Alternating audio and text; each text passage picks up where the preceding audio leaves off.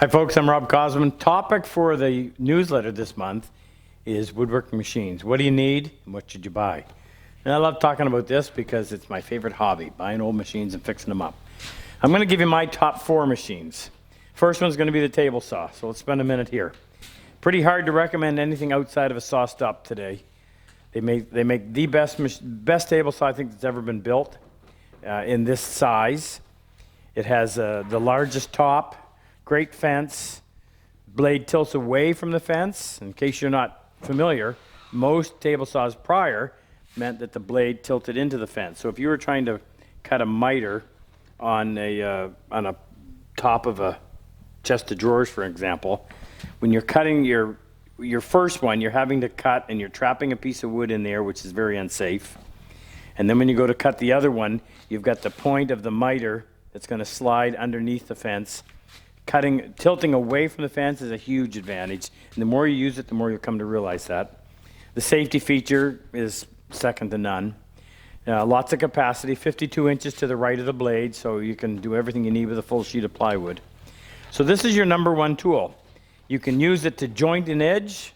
I'm not going to get into showing you all that right now, but you can actually joint an edge with it. You can even use it for a planer on stuff that's not any wider than 6 inches. You can make a cut, flip it over on its edge and make another cut, and that'll get you very close. So great tool. If you're going to buy one, make sure you have a rip blade and if not a crosscut, at least a combination blade. There are times when it'll do a better job. That would be number one. Number two would be a jointer. And if you're going to buy a jointer, I'd stay away from the 4-inch. I'd even stay away from the 6-inch. May as well get an 8-inch, and it's going to be able to do most things that you're going to want a jointer for. You buy a rough piece of rough lumber, you need to face joint it first. That means make one side flat that you can then process everything from, referencing off of that one flat face. 8-inch jointer. I'll come back and talk to you a little more specific about machines, but you want to make sure that the jointer you buy has an adjustable outfeed table. The infeed table always adjusts. By that I mean as you lower this table, you're going to take a heavier cut. But you want to be able to adjust your outfeed table as well to get it parallel with the top of your cutting circle. It just offers you a lot more features than the old kind that didn't have or had a fixed outfeed table. Number 3 tool, I'm actually going to put the drill press in front of the number 4. But you're going to want to drill press. So many of the operations when you're woodworking require something in terms of being drilled. And I think that this gets used a ton in our shop. In fact, I've got 18 of them. But you need a drill press. I would make sure you had a drill press that had an adjustable table. I have several that don't. You just loosen them and then you got to catch them as they fall. But having an adjustable table is a big deal. You always want to keep it tight. As it tightens, it rights itself, which means in the relaxed position, this actually drops down, so it's no longer square to the spindle. But tighten it and it pulls that up. So make sure you do that.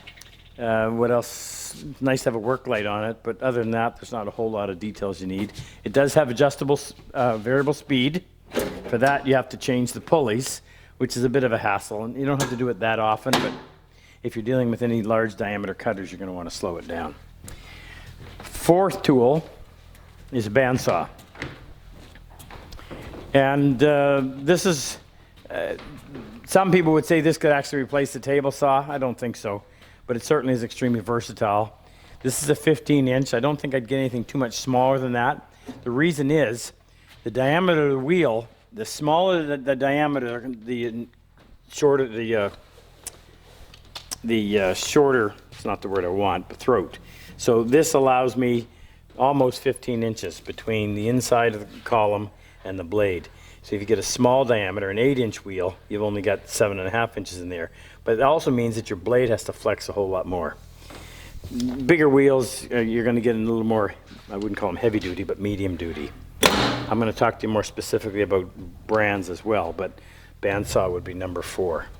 And if you wanted to go on from there, I would probably put my thickness planer as number 5. But if you're working with a budget, obviously you have to do them one at a time. Now, I want to talk to you about more specifically about brands.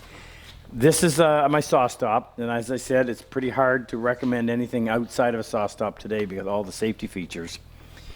Back in the back of the room where you see Ken, he's working on an old unisaw. Delta made what I would call the industry standard for years. I think it was originally developed in the late 1930s, and the parts were interchangeable right up until 5 years ago or wherever when they stopped making them. But it's a robust machine. Usually had anywhere from 1.5 horses to a 3 horsepower motor on it. Good, solid, everything just about it was great. Cast iron, you want cast iron for stability. It absorbs vibration. I'm not going to bother walking down there, but that was a great machine. The safety features of the saw stop trumps everything else. So you really can't go beyond this today if you're serious about it. And I've got friends that are missing parts of their fingers. Hello, Luther, who was going to buy a saw stop, but then he decided, nah, it's too much money. Cut the end of his finger off, and the next day he went and bought the saw stop.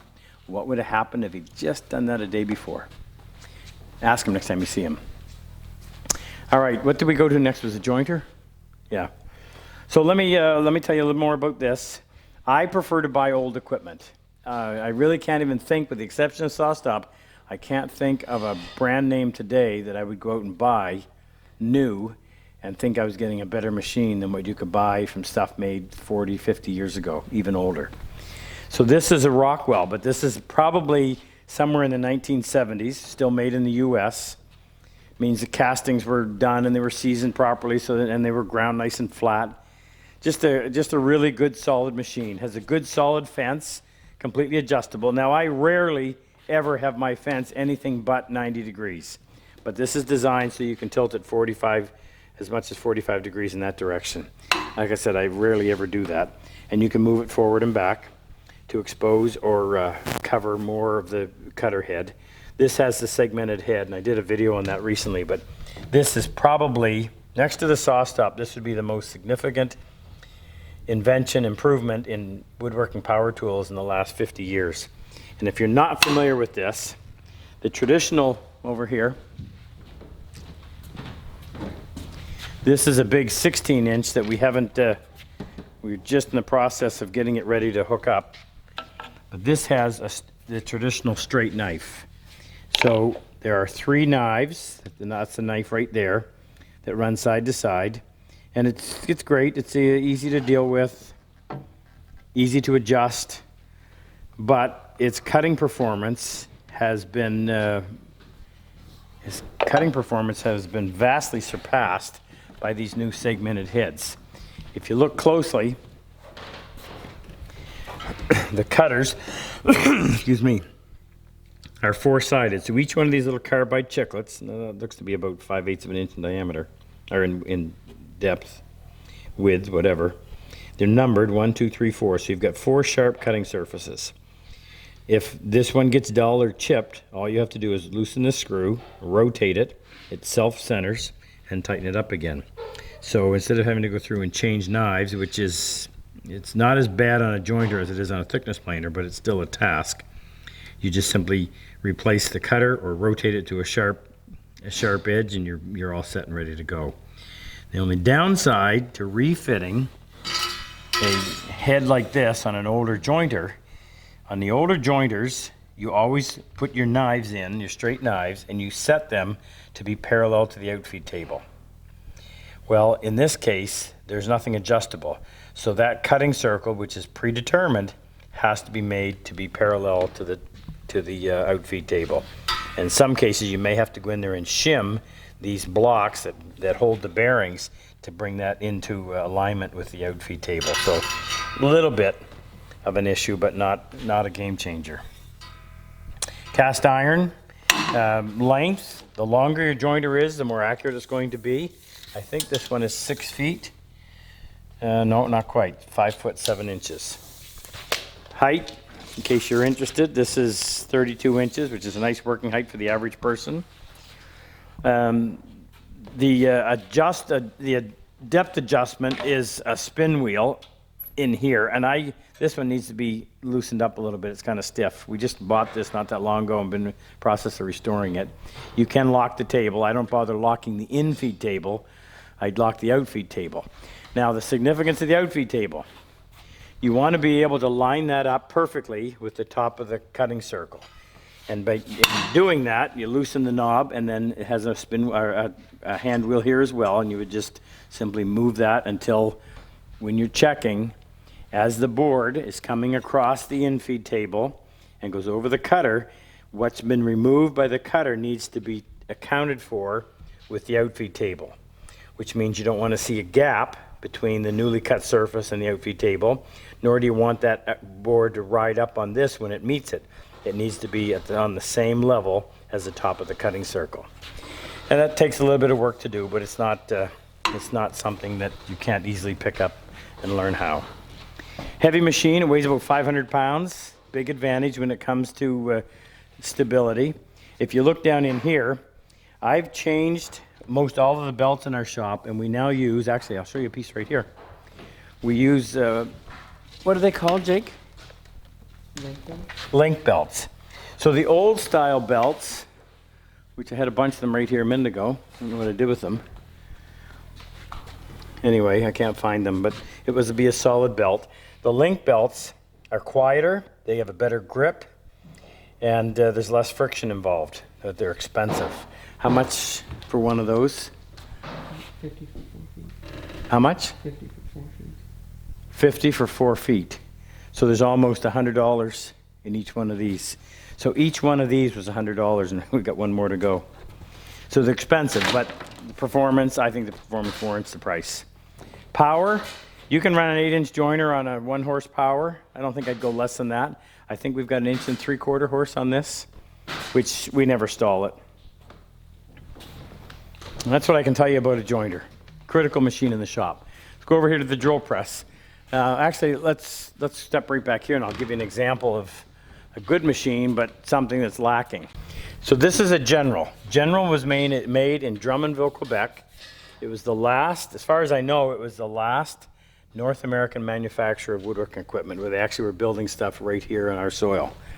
Great machines. This company essentially got its start by providing public schools with woodworking equipment for their programs. So their criteria was it had to be simple to operate, it had to be indestructible, and easy to maintain. And the nice thing about these, belts, bearings, and motors are the only things that were ever going to go, and all three are easy to replace. If you broke a casting, that's a different story, but for the most part, those three things were the only maintenance issue. It's got a stepped pulley, so as you change from the leverage that occurs going from a large pulley to a small pulley, or small pulley to a large pulley, you're going to go from the spindle being faster or slower and more torque.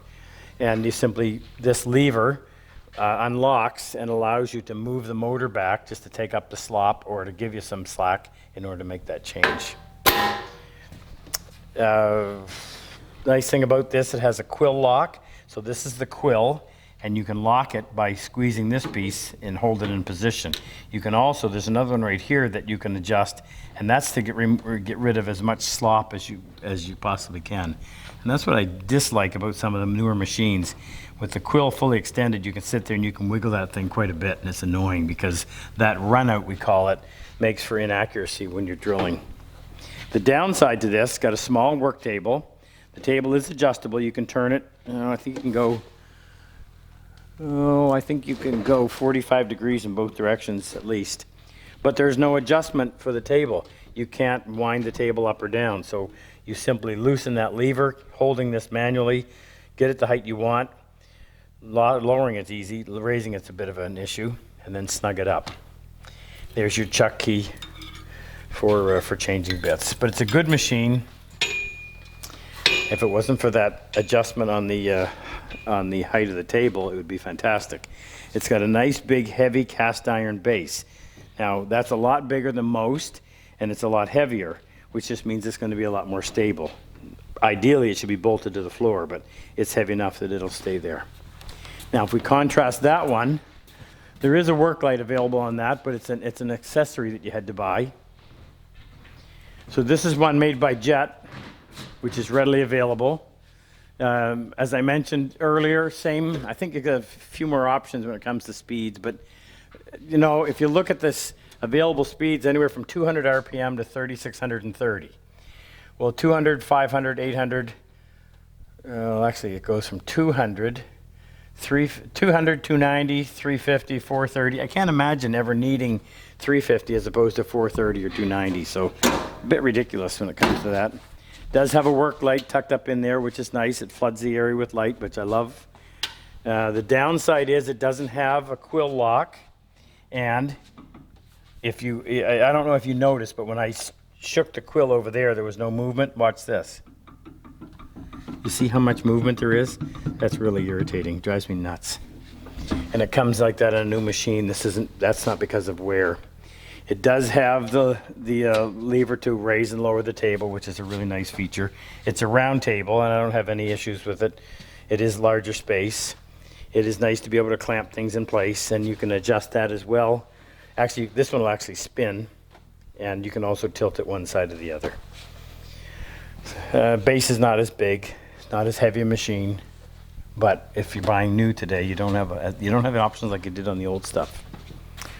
Come down here and we'll talk a little bit more about the joiners in terms of why I like to buy this particular brand.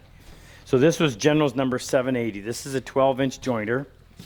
Big, heavy tables. These things weigh a ton. Actually, they're not quite a ton. The one behind me is 1,600. This one has to probably come in at about 12 or 1,300. But when you turn them on, they don't move. They're solid. There's lots of adjustment. And I'll end with this. The more adjustments you have, the more expensive the machine's going to be. If you were to look up underneath here, there are this table sits on 4 ramps. And you can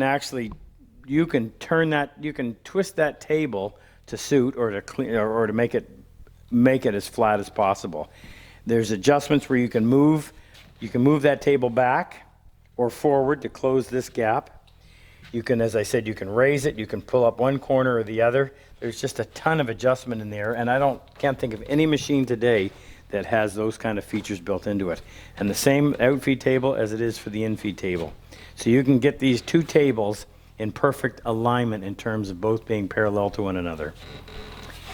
It's got a nice big hand wheel for raising and lowering it, and the big wheel like that just gives you lots of leverage. So even though it's a big heavy table, it's not hard to do. I love look how beefy this fence is. So you loosen this and then turn that out, and it's just thing weighs a ton, but it's so nice and rock solid. This fence can also be tilted 45 degrees back that way. Get it where you want it, lock it in place. By the way, typically you're joining the edge of a board far often than you're joining the face of a board. So don't stay in one spot. Move your fence around so that you're not dulling the blades in that one area, which would get the heaviest use. Well, listen, if you have any questions about machines, I'd love to share what I know. I've gone through, in fact, if you look back here, I'm forever buying this stuff and going through and restoring it. I just find that as fun. Oh, we didn't. Oh, yeah, sorry. Let's go over to the bandsaw. Save the best for last. So here's what I have for examples. This is a Rockwell Delta, which is a 20-inch machine, probably somewhere in the 1970s. This is a Poitra, and I may be butchering the name, but this was a company out of Quebec, Canada as well. That company was purchased by General, I don't know how many years ago, and they absorbed some of their designs and others that just faded away. And then this is the General 15-inch, which was a very popular bandsaw, but also a very expensive bandsaw. I think these were somewhere around $6,000 when they were available, which is a ton of money. When you can buy an offshore model today for probably $1,400 or $1,500. But there's some features about that that are just second to none. So look, just have a quick look at a couple of these. This Rockwell, which doesn't get used as much as I would like, but because every flat surface in this shop always ends up being a spot to lay something. It has a brake, so if you want to shut the machine down quickly, you can just apply the brake and it stops it. That's a feature you're only going to find on better machines.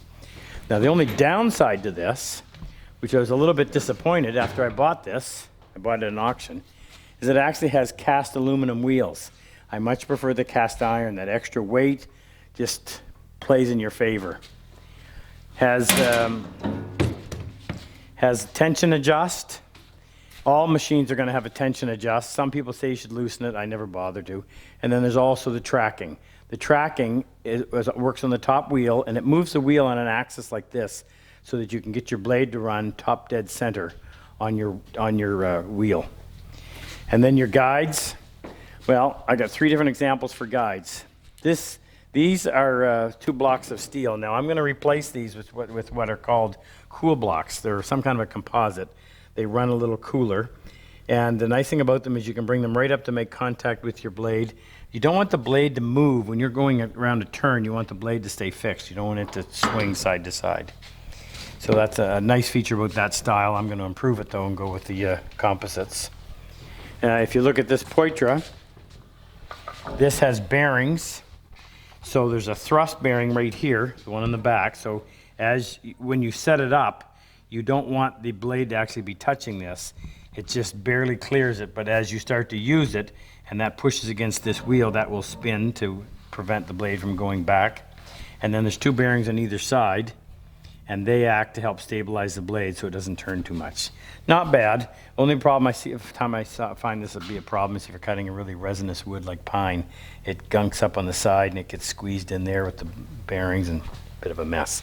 This is a nice machine. If you look around here, however, it's all open. This is the way it came. There is no back on it. What's really nice is you see all of these weights. They're on both sides.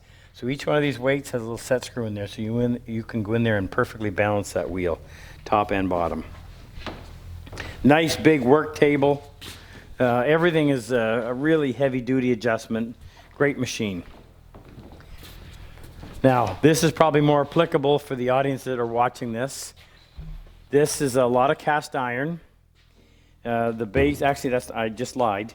This is a newer version, but it's stamped steel, but it's heavier than most. The cast iron is going to be in the frame. So if you open the doors, I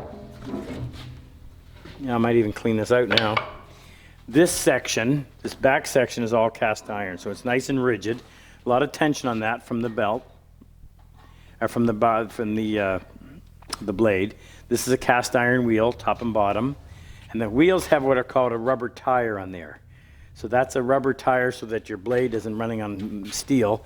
And it's slightly crowned so that when this runs and it tracks, the blade will stay on the top dead center of the wheel. That's important. You don't want that wandering, popping off on you. This one does not have a brake.